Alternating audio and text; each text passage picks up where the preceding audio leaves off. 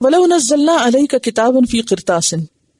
اب اہل مکہ کی ایک اور حجت کا جواب دیا جا رہا ہے. وہ کہتے تھے کہ ٹھیک ہے ہم مان لیتے ہیں تمہیں رسول، لیکن ہمیں جو تم قرآن میں سے سنا رہے ہو یہ لکھا ہوا لا کے دو، کاغذ پہ لکھا ہوا. فرمایا اگر ہم نازل کر دیتے تم پر ایک کتاب فی قرطاس، کاغذ پر لکھی ہوئی، اور کاغذ یہ معروف کاغذ بھی ہو سکتا ہے اور جھلی کا کاغذ جیسے پہلے دور میں استعمال ہوتا تھا. فلمسوہ، پھر وہ اس کو چھو لیتے، لمس کہتے ہیں ٹچ کرنے کو، اس کو چھو لیتے، بِأَيْدِيهِمْ اپنے ہاتھوں کے ساتھ. اور ہاتھ کا ذکر کس لیے ہے؟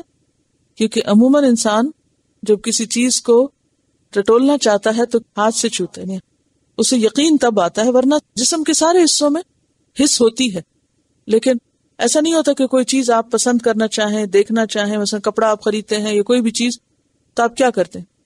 ہاتھوں سے دیکھتے ہیں، ہاتھوں کے ساتھ اس کو ٹٹولتے ہیں.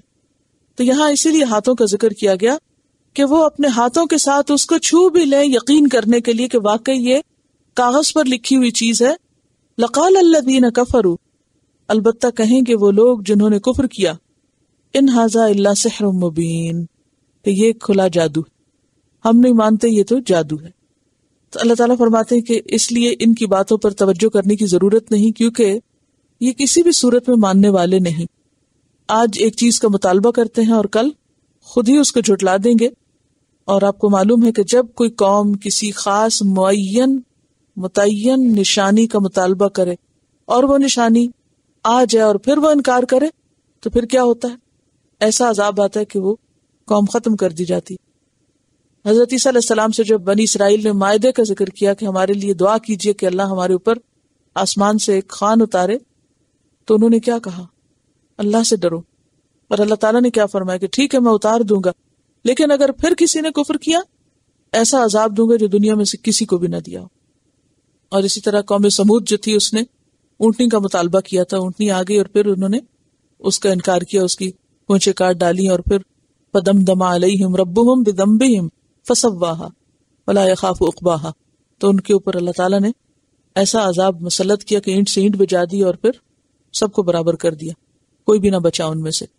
تو یہاں ان کے مطالبے کو پھر مانا نہیں گیا، کیونکہ ان کا حال یہ تھا کہ کوئی بھی نشانی ان کے سامنے رکھی جاتی، جیسے شق القمر کا معجزہ تھا، تو انہوں نے کیا کہا؟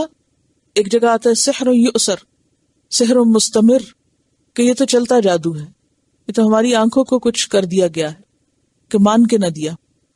تو اسی طرح اگر آج ان کا مطالبہ ہے کہ لکھی ہوئی کتاب آئے، آپ آ کے زبانی سنا دیتے ہیں ہمیں، تو اس سے ہمیں یقین نہیں آتا جب تک کہ آپ لکھ کر ہمیں نہ پیش کریں اور وہ کاغذ بھی آسمانی ہو. تو فرمایا کہ یہ تو کیا کہتے ہیں؟ لقال الذین، ضرور کہہ دیں گے وہ لوگ جنہوں نے کفر کیا، کیا کہ یہ تو کھلا جادو. اب آپ دیکھیے کہ قرآن کے بارے میں، اللہ کی کتابوں کے بارے میں یہ بات ہر دور میں کہی جاتی رہی، کیا کہ یہ کھلا جادو ہے، ہمیں ہپناٹائز کر دیا گیا ہے، ہماری عقل مار دی گئی ہے، مسحور کر دیا گیا. مسحور کر دیتا ہے. مسحور کس کو کہتے ہیں؟ سحر کیا ہوتا ہے؟ جادو. جادو کیا ہوتا ہے؟ پہلے بارے میں پڑھ چکے ہیں. دیکھیں یہ جو ٹرمز یوز ہوتی ہیں نا، ان کے بارے میں بالکل مائنڈ آپ کا کلیئر ہونا چاہیے. لفظ سحر آیا فوراً پتا ہو سحر کیا ہے، لفظی معنی کیا ہے سحر کا. ہر چھپی ہوئی چیز کو سحر کہتے ہیں، چھپی ہوئی چیز، ہڈن ایلوژن. ہر چیز جو آنکھ سے چھپی ہوئی ہو، ہڈن ہو، تو وہ کیا کہلاتی ہے؟ سحر. سحر کا لفظ جو سحر سے نکلا ہے. سحر کس کو کہتے ہیں؟ سحری کس کو کہتے ہیں؟ رات کا پچھلا حصہ. آپ کو معلوم ہے کہ سب سے زیادہ اندھیرا کب ہوتا ہے؟ رات کے پچھلے سے. اس وقت کوئی چیز نظر نہیں آتی. تو سحر کو بھی سحر اس لیے کہتے ہیں، سحری کو بھی سحری اس لیے کہتے ہیں کہ اس کو خوب اندھیرا ہوتا ہے، ہر چیز چھپی ہوئی ہوتی ہے، اندھیرے میں ڈھکی ہوئی ہوتی ہے.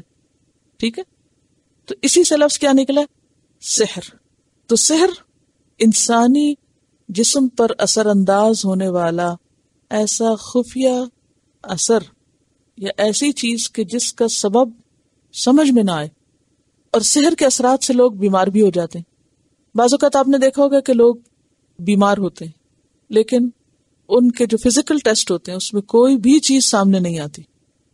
بعض لوگ شکایت کرتے ہیں کہ ان کے سر کا درد نہیں جاتا، اور ہر قسم کے ٹیسٹ کرانے کے باوجود سمجھ میں نہیں آتی، کہتے ہیں ہے ہی کچھ نہیں، یہ محض آپ کا خیال ہے۔ تو اب ریزن اگر نہیں پتہ چل رہی، ریزن چھپی ہوئی ہے، تو یہ سحر بھی ہو سکتا ہے۔ یہ بھی ہو سکتا ہے کہ ابھی وقتی طور پہ نہ سمجھ آئی ہو، نہ پتہ چلا ہو، بعد میں پتہ چل جائے، لیکن اگر کسی بھی طریقے سے کوئی ریزن سمجھ میں نہیں آ رہی، کوئی وجہ نہیں پتہ چل رہی، تو یہ ایک اب نارمل چیز ہے۔ تو اس کی کیا وجہ ہو سکتی؟ کوئی چھپی ہوئی وجہ ہو سکتی ہے، اور وہ چھپی ہوئی وجہ کیا ہے؟ سحر۔ پھر آپ دیکھیے کہ سحر کو سحر اس لیے بھی کہا گیا کہ اس میں جنات سے بھی مدد لی جاتی ہے، اور جن بھی کیا ہوتے ہیں؟ چھپی ہوئی چیز۔ اور پھر آپ دیکھیے کہ سحر میں بنیادی طور پر آنکھوں کے سامنے ایک ایسا پردہ آ جاتا ہے، انسین قسم کا پردہ، کہ جس سے چیزوں کی حقیقت بدل جاتی ہے۔ یعنی چیز کچھ ہوتی ہے، آپ اس کو اصل میں نہیں دیکھ سکتے، یعنی وہ اصل میں چھپ جاتی ہے آپ سے۔ مثلاً آپ دیکھیے موسیٰ علیہ السلام اور فرعون کا جب مقابلہ ہوا تھا، تو فرعون نے کیا کیا تھا؟ طرح طرح کے جادوگروں کو بلایا، اور انہوں نے آ کے رسیاں اور لاٹھیاں پھینکی، اور وہ ساری دوڑنے لگ گئی۔ تو یہ اصل میں تو دوڑ کچھ نہیں رہا تھا، لیکن یخیل من سحرہم، اس سحر کا نتیجہ تھا کہ خیال بدل دیا گیا تھا۔ یعنی بعض چیزیں سوچ پر اثر انداز ہو جاتی ہیں، آپ کی نگاہ پہ اثر انداز ہو سکتی ہیں، اور یہ موجود ہے، اور ہوتا اللہ کے اذن سے ہی، اللہ نہ چاہے تو کوئی کچھ بھی نہیں کر سکتا۔ تو وہ جب چیزوں کی حقیقت کچھ سے کچھ نظر آتی ہے، کچھ بدل جاتی ہے، تو یہ چیز پھر سحر کہلاتی۔ اور اس کے بعد موسیٰ علیہ السلام کے عصا نے ہر چیز کو نگل لیا، جادو ختم ہو کر رہ گیا۔ تو ایسا خفیہ سبب جو انسان کے حواس پہ چھا جائے، انسان کے تخیل پہ چھا جائے، انسان کی سوچ پر اثر انداز ہو جائے، وہ سحر ہوتا ہے۔ اب یہ کتاب کو ہاتھ میں پکڑ کے کیوں کہتے ہیں کہ یہ سحر ہے، سحر مبین، کھلا جادو ہے؟ کیونکہ ماننا نہیں چاہتے، تو یہ بہانے کے طور پر کہتے ہیں، حالانکہ ایسا نہیں تھا کہ یہ کوئی جادو تھا۔ اور ان لوگوں کا حال یہ تھا کہ ان کو کوئی بھی جو نصیحت کی جاتی ہے اس کو وہ مان کے نہیں دیتے تھے۔ سورۃ الحجر میں آتا ہے وَلَوْ فَتَحْنَا عَلَيْهِمْ بَابًا مِّنَ السَّمَاءِ فَظَلُّوا فِيهِ يَعْرُجُونَ لَقَالُوا إِنَّمَا سُكِّرَتْ أَبْصَارُنَا بَلْ نَحْنُ قَوْمٌ مَّسْحُورُونَ، کہ اگر ہم ان پر آسمان کا دروازہ کھول دیں، یعنی یہ اہل مکہ اتنے سخت دل ہیں، انکار پر اتنے جمے ہوئے ہیں کہ اگر ہم ان کے لیے آسمان کا دروازہ کھول دیں اور یہ اوپر بھی چڑھ جائیں، فَظَلُّوا فِيهِ يَعْرُجُونَ لَقَالُوا، تو کیا کہیں گے وہاں جا کے بھی؟ انما سکرت ابصارنا، ہماری تو آنکھوں پہ نشہ ڈال دیا گیا، ہماری آنکھوں پہ کوئی پردہ ڈال دیا گیا۔ بل نحن قوم مسحورون، بلکہ ہم تو وہ لوگ ہیں جن پہ جادو کر دیا گیا ہے، ہمیں ہپنوٹائز کر دیا گیا ہے۔ وَإِن يَرَوْا كِسَفًا مِّنَ السَّمَاءِ سَاقِطًا يَقُولُوا سَحَابٌ مَّرْكُومٌ، اور اگر آسمان سے کوئی ٹکڑا گرتا ہوا بھی دیکھیں تو کیا کہیں گے؟ یہ تو طے بطے بادل آ رہے ہیں، یعنی وہ چیز کی حقیقت کو بدل کر کچھ سے کچھ بتائیں گے لیکن مان کر نہیں دیں گے۔ کیا سبق ملتا ہے اس آیت سے؟